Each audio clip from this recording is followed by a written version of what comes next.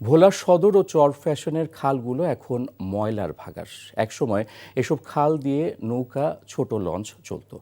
খাল দখল করে অনেকে স্থাপনা, ব্যবসা প্রতিষ্ঠান গড়ে তুলেছেন। দ্রুত উদ্ধার অভিযানের কথা বললেন জেলা প্রশাসক। ভোলা থেকে আফজাল হোসেনের পাঠানো রিপোর্ট। কে বলবে এটি ছিল ভোলা সদরের একমাত্র খাল? দেখে যে কারো মনে হবে ড্রেন বা কোনো নালা। দখল আর দূষণের কারণে এটি এখন ময়লার ভাগারে পরিণত হয়েছে।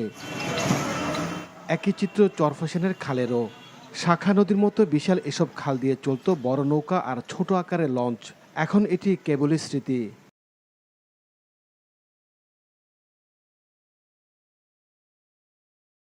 খালগুলোকে যে যেভাবে পেরেছেন দখলে নিয়ে স্থাপনা তৈরি করেছেন।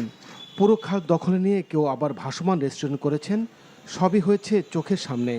20-30 বার আমি থানায় আইছি, এই স্টাফেও এই কাগজপত্র নিয়ে, তারপরে আলু নিয়ে, ধান নিয়ে।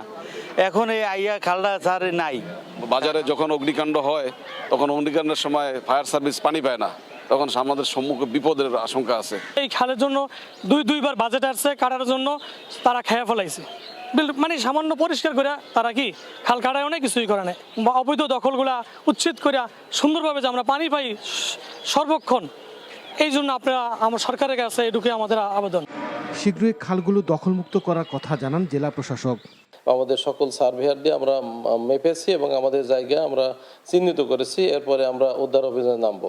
একই সাথে আমাদের এই জেলায় যেগুলো খাল, নদী বেদখল হয়ে আছে, আমরা পর্যায়ক্রমে সবগুলোকেই আইনের আওতায় এনে দখলমুক্ত করব। অবৈধ স্থাপনা উচ্ছেদ ও খালগুলো খননের মাধ্যমে পানির স্বাভাবিক অবস্থা ফিরিয়ে আনার দাবি ভুক্তভোগীদের। NTV news desk.